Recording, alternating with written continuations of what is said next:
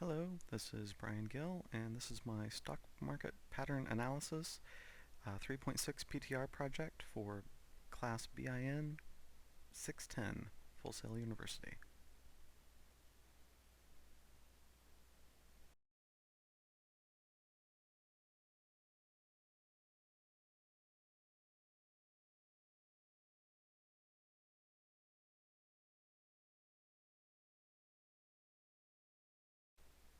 In this video, we're going to take a look at some analysis on stock market data for Apple Inc. and see what we can discover.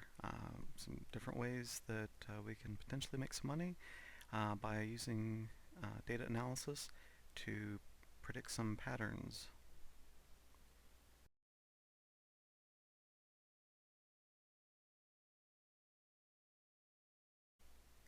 We're going to be looking at the following indicators for open price, close price, high and low prices, and how they affect the volume.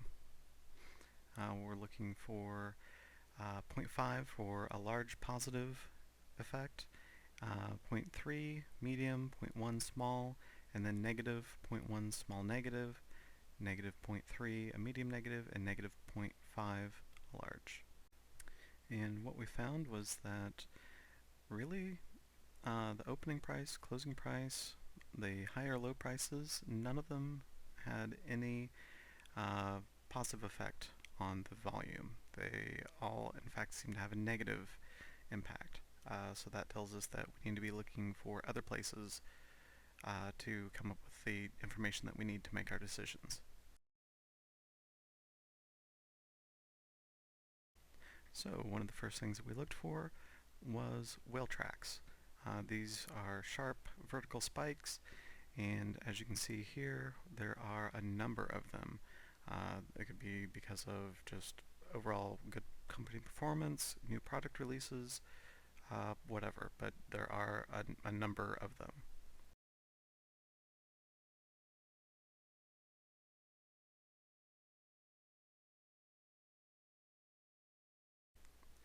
Next, we take a little bit closer look at these whale tracks. We can see the first one, there's a sharp increase followed by a steady gain and then another sharp increase. That would be two whale tracks.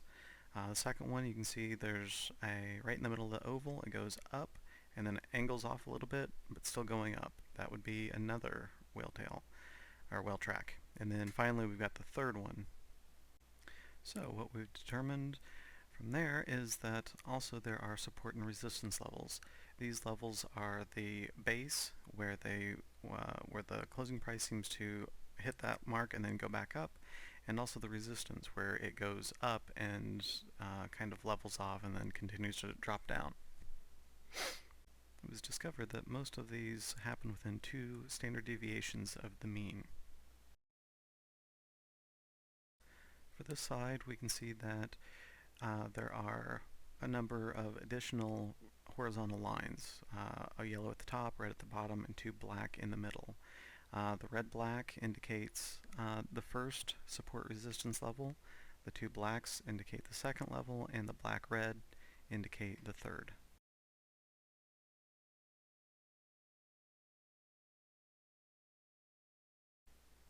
Using the Bollinger Bands, we can see that the upper, or the orange line, is 2 standard deviations above the mean, and the yellow lower line represents the negative 2 standard deviations beneath the mean. The overlaid also is the closing cost, and you can see that this line kind of bounces back and forth. Now comes the time to wait. This is probably the hardest part of all of it. At this point, you've got money at stake, or you're looking to invest, and this is where impatience comes in, and all these emotions and thoughts racing through your head. You just got to let it go.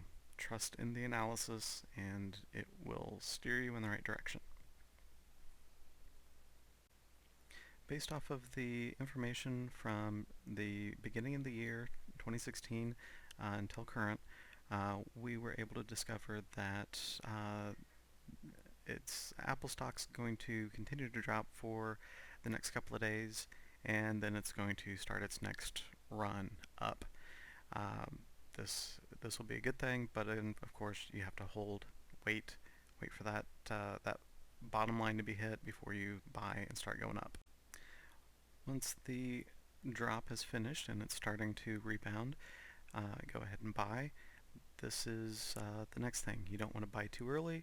You don't want to buy too late. If you buy too early, you could lose some money.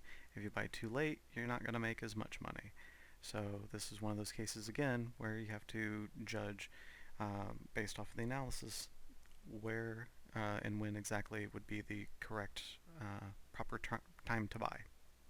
So for the data that we have, the time to buy would be on 2/23, and the actual sell date, and actually this is backdated a little bit because of the data and the analysis. It was a 20-day lead time.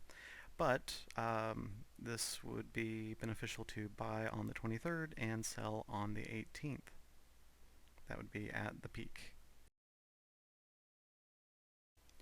Now here's where the combination comes in again. At this point you got to hold, and you also have to know when to sell.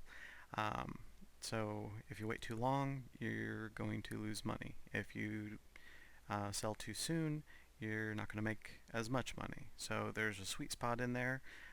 It's all in the analysis, and it will tell you right when you need to do whichever point you need to do. Going back to the data, there's actually two different times that you would be able to sell. The first time would be on 3/4.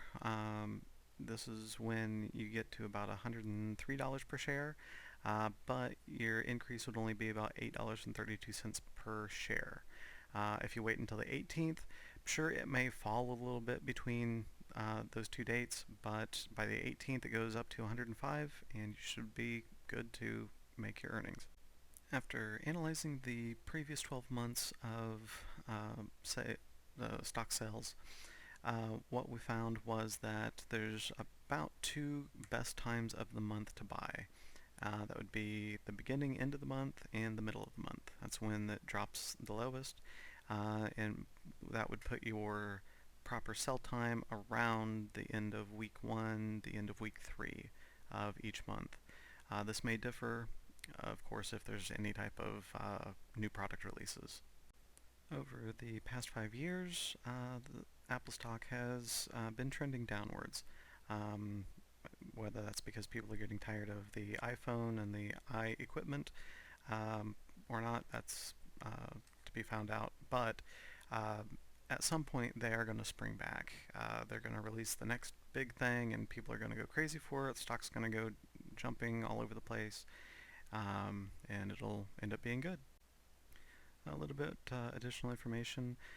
There are a number of different exchanges: NASDAQ, American Stock Exchange, NASD, and then also the London Stock Exchange. They all will allow you to do trading for equities or options or futures or forex or exchange traded funds. So there's a lot of different ways that you can get in here and play around and potentially make some money. Also, there are some other places like TD Ameritrade. They do have options to do simulated trading, so that way you can try your hand at things, see where you're going to go and how well you're doing, and then when you finally feel ready, you can actually commit and invest real money. That said, there's a lot of money to be made out there, and with a little bit of help from some analysis and looking for some patterns, you can potentially make some decent money. I thank you for watching.